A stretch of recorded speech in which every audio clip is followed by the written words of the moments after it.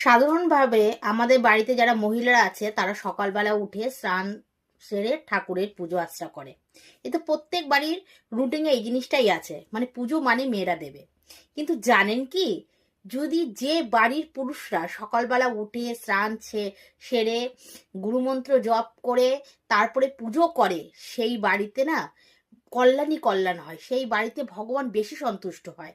আর যে বাড়িতে স্বামী স্ত্রী উভয় এই কাজটি করে, স্ত্রীও সেবা করে, স্বামীও সেবা করে, একত্রিত হয়ে যদি সেবা পুজো করতে পারে, তাই সেই বাড়ি কল্যাণ হবেই হবে। কোনো রকম অকল্যাণ সেই বাড়িতে প্রবেশ করতে পারে না। তাই জন্য আজ থেকে যেসব পুরুষরা সকালবেলা উঠে সেবা পুজো করেন না, চেষ্টা করবেন সকালবেলা উঠে, পুরো পুজোটা না করতে পারলেও কিছু কিছু জিনিস করে বাড়ির যে মহিলা আছে, স্ত্রী থাকুক মা থাকুক, তাকে হেল্প করা।